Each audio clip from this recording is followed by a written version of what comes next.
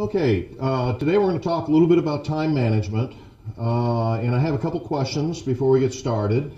How many of you finish or start some projects and never quite finish them, ever?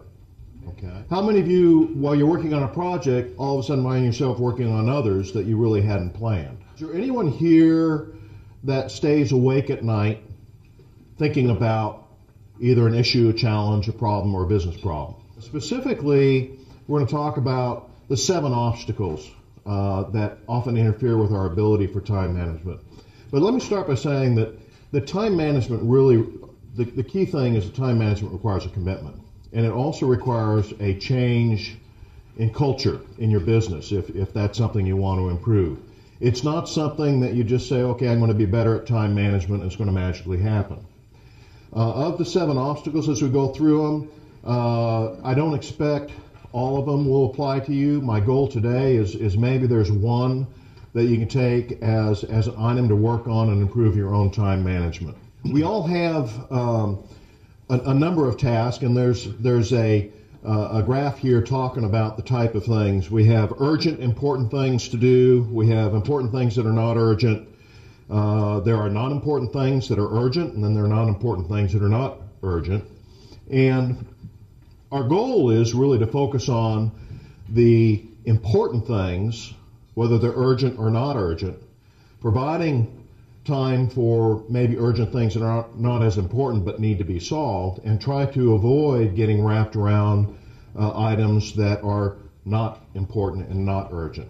Another question I have for you, have you ever thought in your business what your personal, unique, competitive advantage is? What you yourself bring to that business, the value you bring to your business or to your job. Have you thought about that, and have you actually written it down or said, okay, here's where I excel, here's where I can add the most value? Is there anyone that's done that? That might be a good start for helping you to identify your time management, because many times we find ourselves getting involved in the minutia of business, and before we know it, the week's gone, and we never really, whatever we bring to the business, we aren't really adding that value. As business owners, we say that often you find yourself working in the business so much that you never have time for working on the business. It's a different subject that I also present on strategic planning, on action planning, but one of the key points there is to identify what your personal, unique, competitive advantage is, focus on that, identify all the other things that occupy your life, and see how you can get rid of those. Let someone else do that in your business. So we have 7 obstacles in time management that we say must be pushed aside, and we'll spend a little time on all of them. The first one is avoiding overwhelming tasks. Second is not learning from others' experiences. 3 is not saying no. 4 is not providing yourself time for contemplation. 5th, not delegating. 6, finding yourself spending too much time on phone, email, web surfing, text message. And 7, not focusing on the future. So let's start with avoiding overwhelming tasks. In my master's degree program for business administration, the whole theme of the entire course of study was on how to get ahead by accomplishing really the difficult task. And what our professors kept saying is that the way, and you've probably heard the joke, the way you eat an elephant is what? One bite at a time. And it's the same way with the tasks that affect us, is to be able to try to sit there and break them down, as we say, chunk them down into smaller tasks until you have them at a level that doesn't require a bunch of writing, a bunch of thought. It's just pretty much, okay, I have this task to do, I know what to do, and I can get it done. Or I know who to do it, and I can have them get it done. And then all it's matter is putting it in order, in sequential order, or in priority order, and working the plan. You need to determine your priorities, low, medium, high, and the high priorities are the ones that you need to make sure you dedicate your days to. Allow some time for medium, And then if it's a low priority, if you have time for it, do it.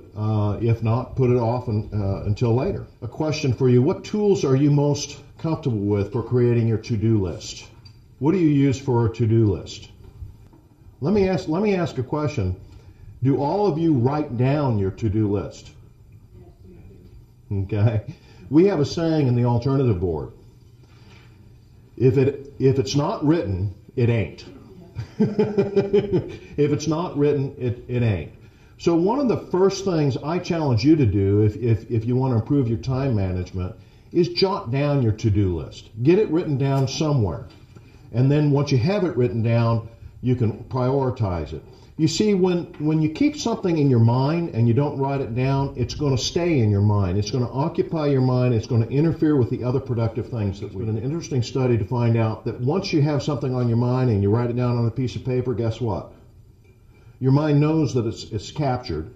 It's safe. You're not going to lose it. So it allows your mind to go on to the next thing, whether it's accomplishing the task that you have or going to the next or identifying other tasks. Another question: what time each day do you allocate to updating your list? Morning? Okay. The night before? Okay. Do you actually set a time during the day, each day, where you sit there and focus, okay, I'm going to spend the next, whether it's a 5-minute, 10-minute, 20 minutes, let's work on my list, whether it's for today or for tomorrow, whatever.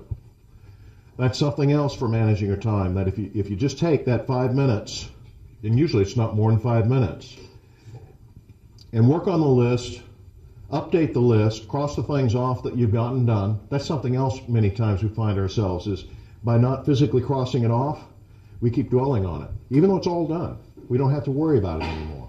Cross it off your list, reprioritize, add things that have come up, and work on it. It's all about having goals, strategies, and an action plan, really.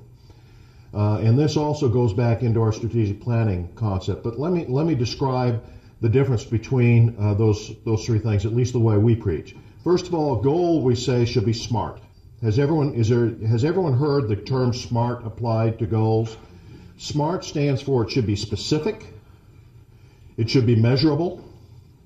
Here's something we as business owners often get in trouble. It should be achievable. It should be relevant to whatever driving critical success factor that you have. And then it should be time-bound.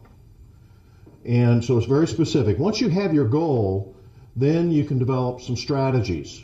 And strategies, unlike being specific, should be very, very conceptual. And this is something else many times we get stuck on. We start developing strategies, and we get the first strategy, we want to write a page of what that strategy is. Strategy should be no more than 3 or 4 words, just enough to capture it. Write that down, go to the next one, go to the next one. Just write down maybe the first 5 strategies you have for the goal at hand, just conceptually. And then once you do that, pick one of them. Just pick one of them that you think, of these 5, this is the one that probably will have the most likelihood for success. And then that's the strategy that you write an action plan for. And an action plan, like a goal, then becomes very specific. It's got to be SMART. The R in this case, though, is changed from being relevant to your vision, what you want to achieve, to being who's responsible for making it happen. Okay? Now, there are a lot of to-do list systems technology. Use the one that you're most comfortable with. If you're not comfortable with it, find another one. I mean, if it's not working for you, look for others. I mean, there are a lot out there, whether it's electronic, whether it's paper. Many times I've been involved with project management for many years in my life, and some of you may have had the joys and the tribulations of working with Microsoft Project. Very complex tool and sometimes very difficult to use.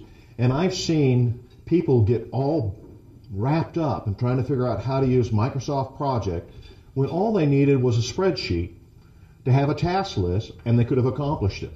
So try to use the tool that you're comfortable with. And the key thing is, by putting your thoughts down on paper, as I mentioned before, it will free your mind from thinking about them when you sleep.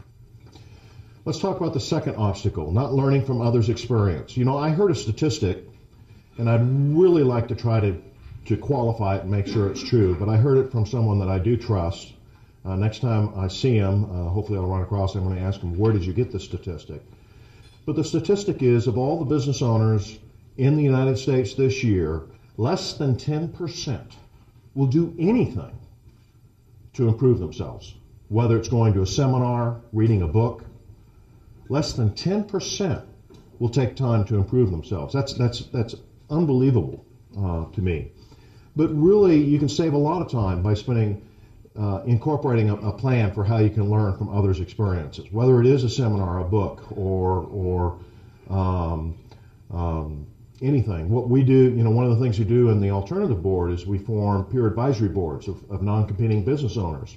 And that is really our key strength, so that rather than getting some consultant or some book telling you how to do it, you're relying on other business owners who've actually done it before. So you're getting real-world advice, real-world solutions for your problems. Something, and I'd like you to spend a little time on this, just write down for yourself, in what area would you like to work on learning from another person? So let's just take a minute. I'd like you to take a minute and think about, of all the areas that you're dealing with in your business, what is the one area you'd pick where you'd say, this is an area I'd like to learn from someone else. So let's take just a minute doing that, please. Driving depth into the relationship, so building the relationship, okay?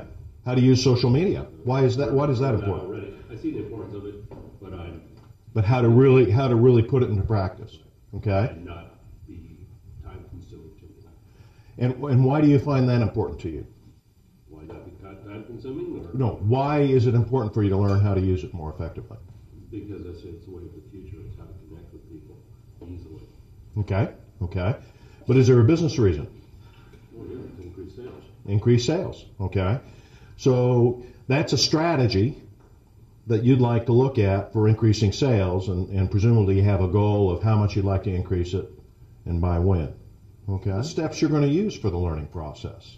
What are some activities, some strategies that you can use to learn? Surround yourself with success. Other ways. Just looking online? Okay. Looking online, doing a search for seminars. Meetup.com. It's got everything going on around town. Okay, meetup.com. Is everyone familiar with meetup.com? Is there anyone that is not familiar with that? Excellent tool. Everyone here I've seen in the chambers. That's another way to learn or to get connected to learning from others. By the way, with networking, when you go to network, now some of you were in my presentation yesterday with a chamber event, but when you go to a networking event, do you always go with a specific purpose in mind of what you want to get out of that networking event? Again, I'd write it down. At this networking event, the one thing I want to get out of this event is this result. And if you're putting in more sales, I suggest that you may want to rethink it.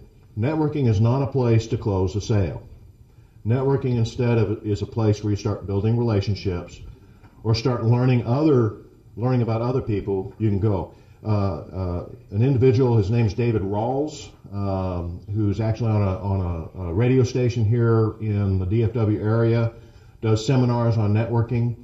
And one of the things, David Rawls and then another gentleman, Jeff Klein from Klein Creative, who runs the Speakers Co-op in the DFW area, and I think it's actually Jeff that does this.